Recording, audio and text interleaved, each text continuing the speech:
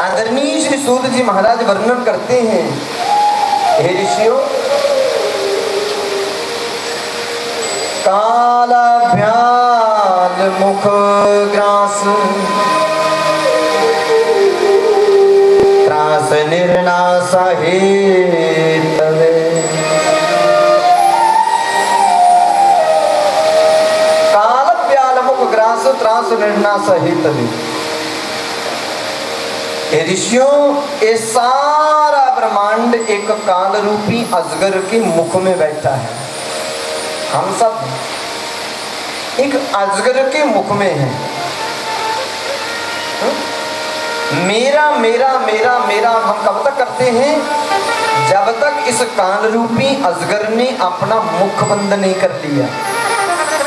और सज्जनों, जैसे इस काल रूपी अजगर ने मुख बंद किया, मेरा जो किया हुआ भजन वो मेरे संग चला जाएगा और बाकी का सांप जहीं पर रह जाएगा।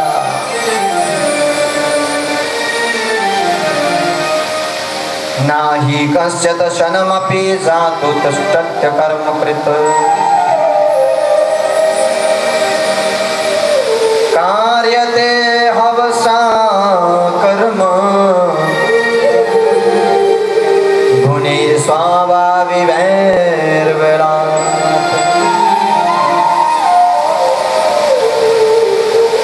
मनुष्य की सबसे बड़ी भूल यही है, वो चिंतन कम और चिंता ज्यादा कर रहा है।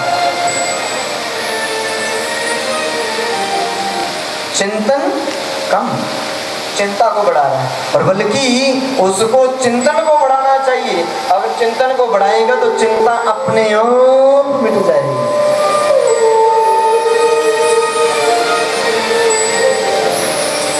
श्री सूत जी महाराज कहते हैं, इनकी प्राप्ति करने का जो एकमात्र साधन है, वो साधन है भागवत भगवान की कथा। इसी से भगवान कृष्ण की प्राप्ति होगी।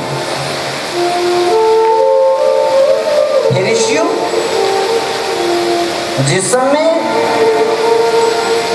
राजा परीक्षित को सुखदेव जी महाराज भागवत कथा सुनाने लगे, वटवृक्ष के नीचे पावनी गंगा के किनारे,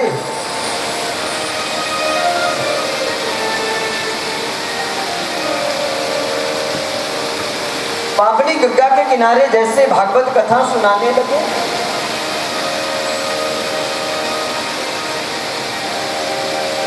देवताओं को पता चल गया। देवताओं को पता चला कि भागवत कथा होने जा रही है। देवताओं ने अमृत लिया और जाकर सुखदेव जी के आगे खड़े हो गए। बोले महाराज प्रणाम करते हैं। बोले आइए देवताओं, कैसे आना हुआ? बोले जी, पता चला कि आप भागवत भगवान की कथा करने जा रहे हैं और राजा परीक्षित के लिए हम अमृत लेकर स्वर्ग का आए हैं।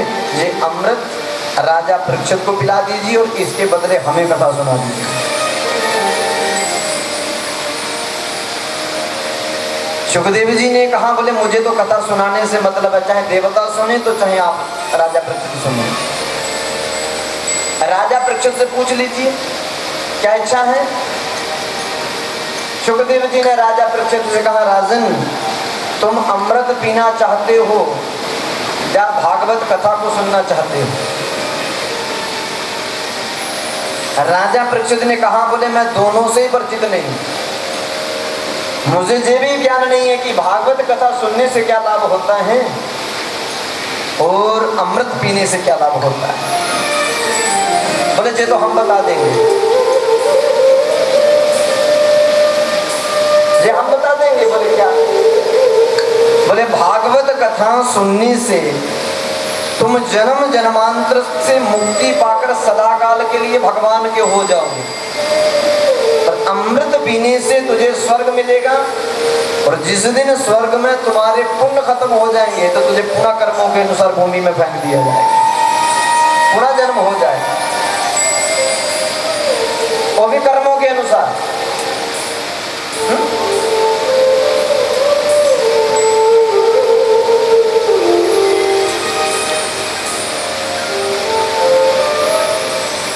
एक बार अच्छा देखो, हमारा जन्म कहाँ हो जाता है? 84 लाख योनि में। मरते समय हमारा जहाँ चित्त चला जाए वही जन्म मिलता है सज्जनों। किसी स्त्री का मरते समय पुरुष में ध्यान चला जाए, वह स्त्री दूसरे जन्म पुरुष बन जाती है। और किसी पुरुष का स्त्री में मन रह जाए मरते समय तो वो पुरुष स्त्री हो जाता है। और किसी स्त्री पुरुष का मन मरते समय किसी पशु पंछियों में चला जाए और दूसरे जन्म वैसा बन जाता है। भरत जी ने जिंदगी भर तपस्या की, अंत समय हिरणी के बच्चे से मोह हुआ, दूसरे जन्म हिरण बन गए। ये कथा आगे आएगी। एक बार हम दिल्ली में कथा कर रहे थे। एक माता जी मर्सिडीज में आकर कथा सुनती थी।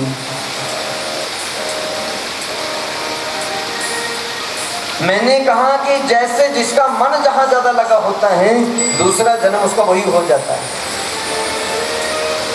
जब कथा पूर्ण हुई, माता जी ने मुझे जाते समय कहा, बोले महाराज आपकी कथा में दुविधा में डाल दिए। मैंने कहा क्या हो गया? बोले जहां ज्यादा प्रेम हो मरते समय ध्यान वही जाता तो फिर वही जन्म हो जाता है। मैंने कहा वो तो ठीक है, पर आपको चिंता क्यों हो गई? किस पे प्रति ध्यान है जाता? बोले जी आपको पता है कि मैं 3 घंटे की कथा में 6 बार उठती हूँ। मैंने कहा मैं देखता हूँ आप बाहर जाते हैं। बोले जी जो मेरी बाहर मर्सिडीज लगी है ना। मैंने कहा, बोले उसमें एक छोटा सा कुत्ते का बच्चा रखा। तो बोले महाराज बहुत महंगा, 1 साल पहले बुकिंग करवाई, अब जाकर मिला वो भी 20,000 में। और मेरे को इतना प्यारा लगता है, उसकी बार बार चिंता सताती है। और बाहर जाकर ड्राइवर से पूछती हूँ तूने इसको पानी पिलाया, एसी लगाकर रखा कि नहीं, ब्रेड खिलाया कि नहीं, थोड़ा घुमाया कि नहीं। इतना प्यारा है महाराज। कई बार रात को जब नींद टूटती है तो पकड़ के गोद में लेके बिल्ली सुलाती हूँ उसे। मैंने भी कह दी मैं माता जी बड़ा प्यारा। बोले बहुत प्यारा। मैंने कहा बहुत? बोले बहुत। मैंने कहा तो ठीक है, फिर दूसरा जन्म तुम्हारा भी फिर।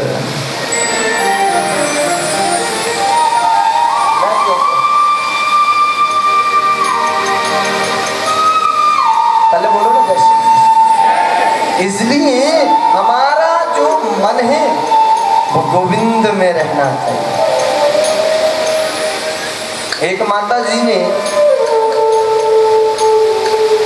बहुत वीडियो कोच की बहुत अच्छी गाड़ी की टिकट कटवाई, वीडियो कोच बस की टिकट कटवाई। टिकट तो ले ली, सीट नंबर का ज्ञान ही नहीं। माता जी ने टिकट हाथ में ली, दूसरे की सीट पर बैठ गए। जिसको ज्ञान था वो आ गया, बोले माता जी ये सीट तो मेरी है। माता जी ने कहा हाँ हाँ तुम्हारी है, तुम बैठ जाओ, हम दूसरी पे बैठे। माता जी दूसरी सीट पर बैठे। इतने में वो भी आ गया, बोले माता जी ये सीट नंबर तो मेरा है। बोले हाँ हाँ कोई नहीं तुम बैठो, मैं दूसरी में बैठ। माता जी उठकर तीसरी सीट पर बैठ गई। इतने में वो भी आ गया। माता जी ने सोचा जिस सीट पर मैं बैठती हूँ वही कहता मेरी सीट मेरी कहाँ है। चलो मुझे झगड़ा करने से मतलब नहीं है, बैठना ही है, सफर ही तय करना है। माता जी ने देखा कहीं एकांत में सीट मिल जाए। दोनों हाथ कमर पर रखे सीट ढूंढने लगी। दृष्टि गई कैबिन में अकेली सीट पड़ी है, ड्राइवर की सीट। माता जी कैबिन के अंदर जाकर ड्राइवर की सीट पर बैठ गए। अब जहाँ कोई नहीं आने वाला। गाड़ी चलने का समय हुआ तो ड्राइवर आ गया। ड्राइवर ने आकर खिड़की पर बोले माता जी जहाँ क्यों बैठे हो? बोले क्यों? बोले ये सीट तो मेरी है। बोले देख भाई 3 सीटें खाली कर चुकी, जो करना सो कर ले, सीट खाली नहीं करूंगी, अब नहीं उठने वाली, बहुत हो गया। माता जी ने कहा जे सीट नहीं छोड़ूंगी। ड्राइवर ने कहा माता जी ये सीट तो छोड़नी पड़ेगी। बोले क्यों? बोले मुझे गाड़ी चलानी है। बोले पीछे से चला करके। गाड़ी चलानी है ना? बोले हाँ। बोले पीछे से चला। बोले माता जी गाड़ी पीछे से नहीं चलती तो? बोले आगे से ही चलेगी। तो बोले फिर मैं कहाँ बैठूं? बोले टिकट कहाँ है? बोले जे है ना। बोले लाओ। टिकट देखी, ओ वो सीट है। हाथ पकड़ा, उस सीट पर बिठा दिया। अब तुम्हें कोई नहीं उठाने वाला। इसी तरह सज्जनों, आज जन्म जहां हुआ, कल जन्म वहां हो जाएगा, वहां से मरोगे वहां जन्म ले लोगे। कई बार जन्मदिन आपको मरते समय ज्ञान हो गया सीट का, जिस दिन मरते समय ध्यान हो गया भगवान का, और जिसने भगवान कृष्ण का ध्यान किया वो सीधा कृष्ण के पास जाकर उतर जाएगा, और जिसने राम का ध्यान किया मरते समय वो राम के पास जाकर उतर जाएगा। उसे रास्ते में कोई नहीं उठा सकता। इसलिए अपनी सीट का ज्ञान करने के लिए भागवत सबसे बड़ा साधन है। पहले बोलो जय श्री।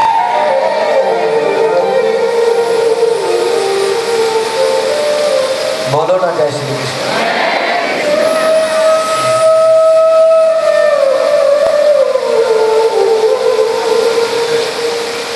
सुखदेव जी राजा परीक्षित को कथा सुना रहे हैं,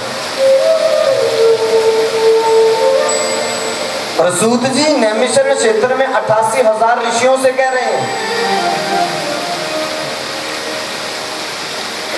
हे ऋषियों, सूत जी ने कहा राजा परीक्षित कथा सुनने से जन्म जन्मांतर से मोक्ष, वापस आने की आवश्यकता नहीं, सदा के लिए परम आनंद लोगे, और कथा सुनने से मोक्ष, और अमृत पीने से स्वर्ग मिलेगा, और स्वर्ग पे जब पुण्य खत्म होंगे तो वापस पटक देंगे। बताइए तुम्हें क्या सुनना है? राजा परीक्षित ने अमृत को ठुकरा दिया, बोले मुझे अमृत नहीं, मुझे भागवत कथा चाहिए। पुनरपि जनमम पुनरपि मरणम, पुनरपि जनमम पुनरपि मरणम, पुनरपि पुनरपि मरणम, पुनरपि पुनरपि जननी जठरे शयनम, पुनरपि जननी जठरे शयनम, भज गोविन्दम भज गोविन्दम भज गोविन्दम, मूढ़मति तो भज गोविन्दम, मूढ़मति तो भज गोविन्दम।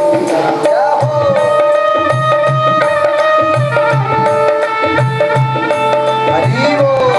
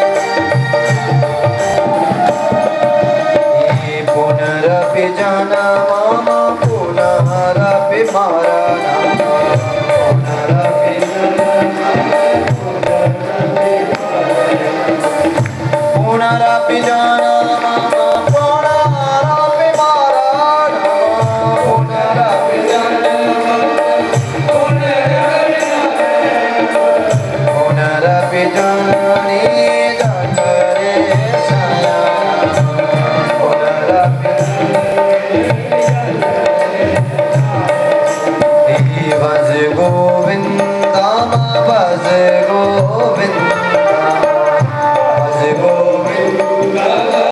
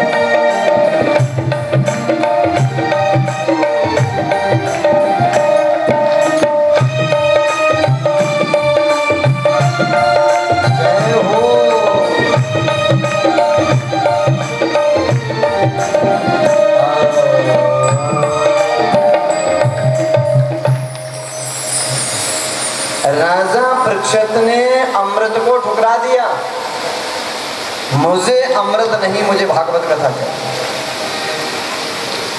सुखदेव जी ने भी कहा था देवताओं को, क्वा सुधा क्वा कथा लोके क्वा क्वाच क्वा मणिर्मह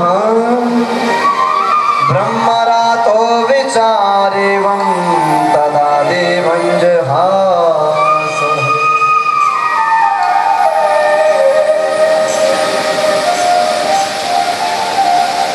सुखदेव जी ने कहा, कहाँ स्वर्ग का अमृत और कहाँ श्रीमद् भागवत कथा अमृत, दोनों की बराबरी एक संग नहीं की जा सकती। कथा कथा है, अमृत अमृत है। इसी तरह से कहाँ कांच और कहाँ मणि, इन दोनों की भी बराबरी नहीं की जा सकती। जैसे मणि और कांच की बराबरी नहीं हो सकती, इसी तरह अमृत और कथा की बराबरी नहीं हो सकती। कथा से स्वर्ग मिलेगा, कथा से वैकुंठ मिलेगा और अमृत से स्वर्ग मिलेगा। और स्वर्ग तो वैसे भी मिल रहा है, उसके लिए कथा का मान कैसे छोड़ दी? राजा परीक्षित ने कथा को अपनाया, अमृत को ठुकराया। देवताओं को अभिमान हुआ, आखिर कथा में ऐसा है क्या? देवताओं ने जाकर ब्रह्मा जी से कहा, बोले पिताजी कथा में ऐसा क्या है जो राजा परीक्षित ने कथा को अपनाया और अमृत को ठुकराया? ऐसा क्या है कथा में? ब्रह्मा जी ने कहा, ऐसा करो, एक तराजू में भागवत भगवान को रखो और एक तराजू में अमृत को रखो, पता चल जाएगा। ब्रह्मलोक तुला बद्वा, ब्रह्मलोक में तुला को बांधा, तराजू को।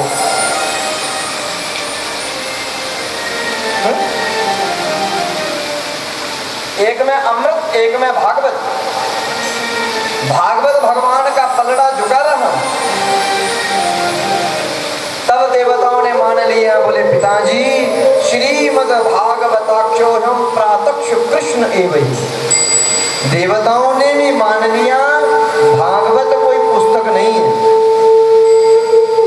भागवत कोई किताब नहीं है, भागवत कोई ग्रंथ नहीं, भागवत जी स्वयं कृष्ण है। श्रीमद् भागवताख्यो प्रातक्ष कृष्ण एव ही, ये साक्षात स्वयं ही कृष्ण है। देवताओं ने इस बात को मान लिया।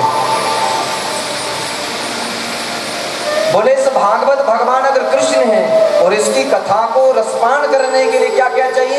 बोले भागवत भगवान की कथा को सुनने के लिए 5 चीजों की आवश्यकता है।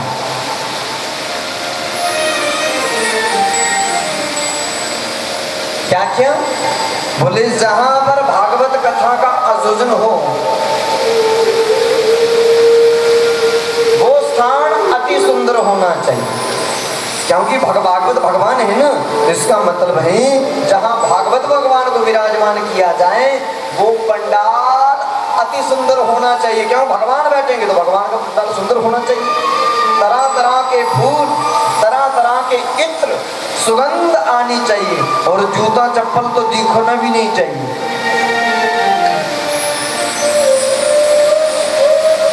अति सुंदर पंडाल होना चाहिए। और दूसरी बात, भागवत भगवान की कथा को बड़े सुंदर शब्दों का व्याख्यान होना चाहिए। और तीसरी बात, इसे ज्ञान पूर्वक सुनना चाहिए।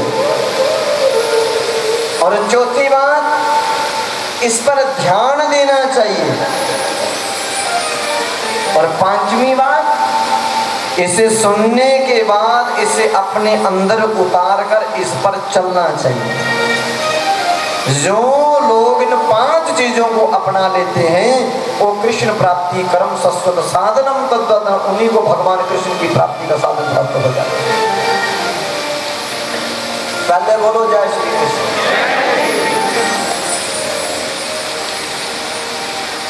सूत जी कहते हैं ये भागवत कथा वो है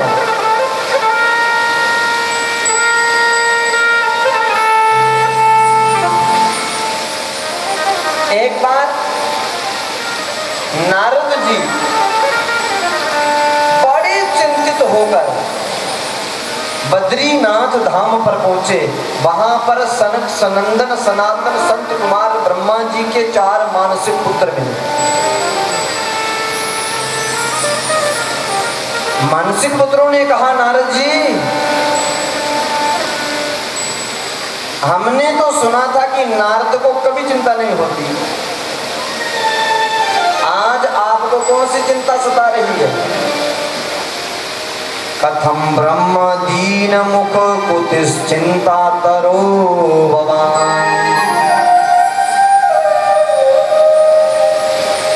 त्वरितम गम्यते कुत्र कुतश्च गमनम तव।